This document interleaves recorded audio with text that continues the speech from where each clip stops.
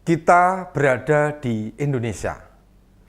Banyak suku, bahasa, budaya, warna kulit, jenis rambut yang beragam, agama yang diakui juga ada 6. Serta masih ada aliran kepercayaan. Inilah keindahan sesungguhnya Indonesia.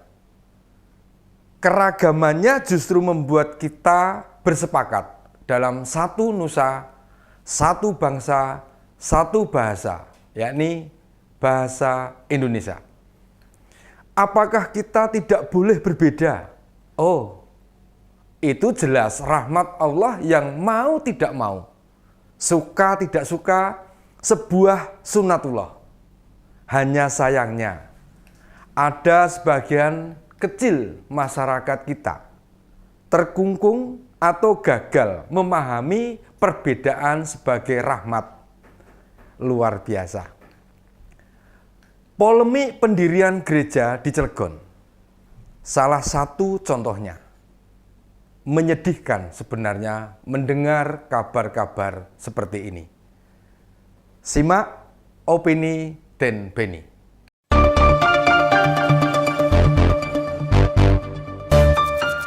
Upaya umat Kristiani untuk mendirikan gereja di Cilegon ditolak oleh sekelompok orang. Mereka bahkan melakukan aksi ke DPRD Kota Cilegon.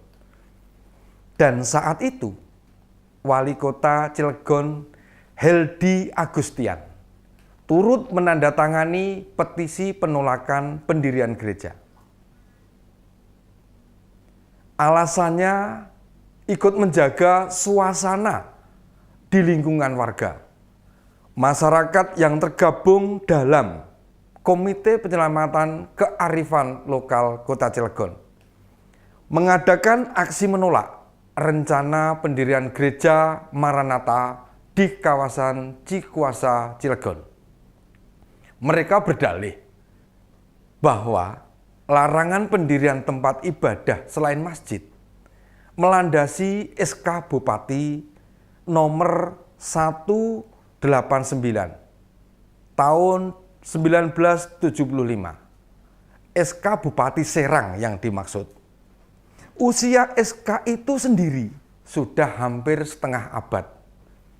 Cilegon sendiri sudah menjadi kota administratif terpisah dari Serang pada April 1999 atau 23 tahun yang lalu.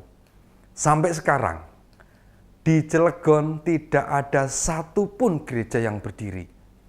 Dengan pesatnya pertumbuhan pembangunan, kawasan industri, serta keragaman masyarakat, pendirian rumah ibadah merupakan keniscayaan. Warga non-muslim sendiri, ketika ingin beribadah, mereka harus melakukan perjalanan sejauh 30-60 km. Membutuhkan waktu sekitar 1 jam ke Serang. Beribadah pun mereka keluar kota. Heldi juga menyampaikan bahwa kondusivitas masyarakat perlu dijaga karena pemerintah mendapat mandat untuk itu. Cilegon juga memiliki julukan kota santri, sehingga wali kota meminta permakluman supaya tidak ada tempat ibadah selain masjid yang berdiri. Argumentasi warga yang tergabung dalam Komite Penyelamat Kearifan Lokal maupun wali kota membuat Om Ben prihatin. Dilihat dari berbagai aspek, sebenarnya kontradiktif, entah apa yang mereka pikirkan. Sehingga tindakannya justru malah melanggar nilai-nilai yang diajarkan oleh Rasulullah. Bagi umat muslim, suri tauladan terbesar adalah Rasulullah. Segala tindakan dan ucapannya menjadi sunnah atau berpahala bila kita ikuti. Kehidupan beliau justru patut kita teladani. Dan ada banyak akhlak beliau terhadap non-muslim yang kontradiktif dengan kasus Cilegon. Namun entah apa yang menjadikan mereka kemudian malah melakukan perbuatan yang tidak sesuai dengan ajaran Islam. Ada banyak keteladanan Rasulullah dalam pergaulan dengan umat selain non-muslim. Kembali ke polemik soal pendirian gereja di Cilegon. Adakah kebijakan yang dilanggar? Jika sebagian pihak berdalih SK Bupati Serang, itu sudah otomatis gugur. Sebab Cilegon telah menjadi kota dengan administratif terpisah. Dan umat non-muslim itu bukan kriminal. Mereka mendirikan tempat ibadah tentu untuk beribadah, bukan melakukan kejahatan.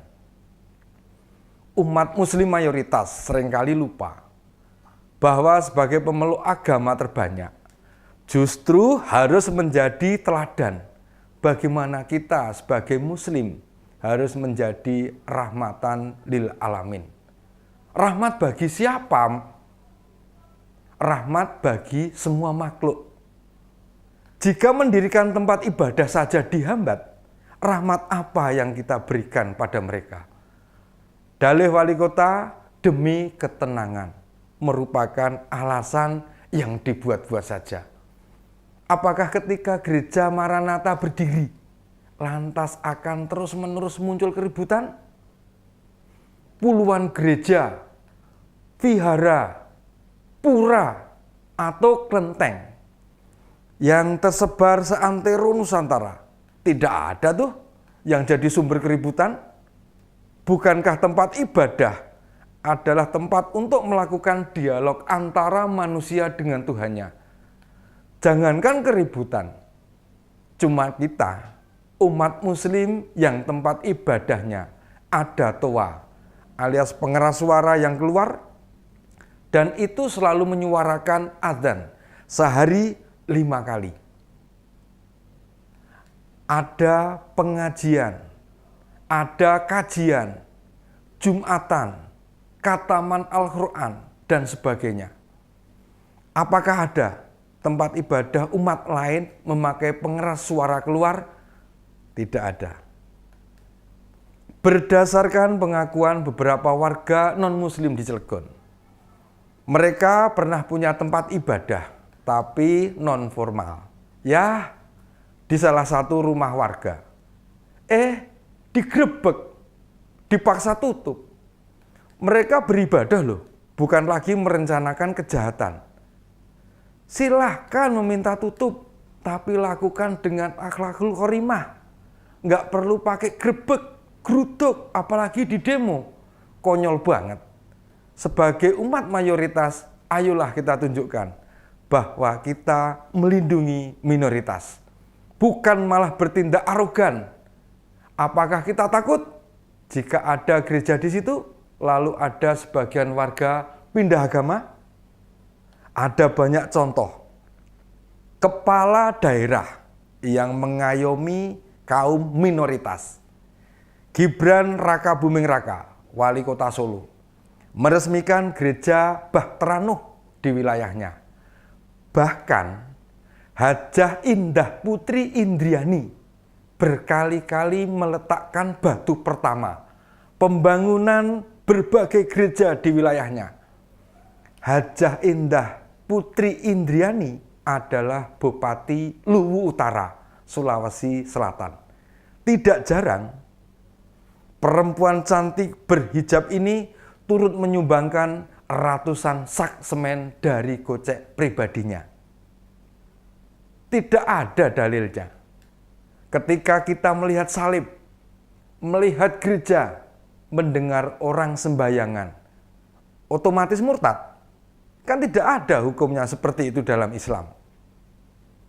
Ataukah karena kita benar-benar khawatir jumlah mereka bakal banyak di Cilegon, lalu jika bertambah banyak, apa yang meresahkan? Jangan pernah berpikir kita kembali ke zaman Orde Baru, bahwa pendirian gereja sebagai upaya kristenisasi. Itu sebuah anggapan bodoh dan tolol. Justru kalau ada umat yang kemudian berpindah agama, harusnya yang kehilangan umat itu mestinya introspeksi.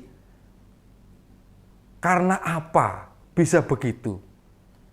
Karena mengapa bisa begitu?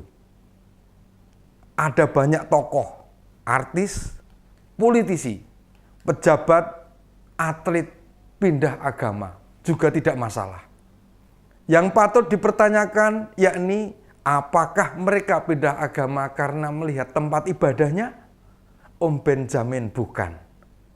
Orang yang murtad atau mu'alaf berpindah agama ya karena menemukan kedamaian di sana. Di agama barunya.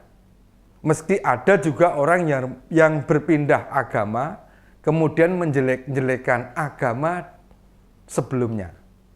Biasanya orang-orang begitu karena motivasi ganti agamanya berupa materi. Jika tidak, maka orang itu berpindah keyakinan karena memang agama barunya lebih damai. Demikian opini Den Beni. Kita ketemu di opini Den Beni selanjutnya. Singkat masih!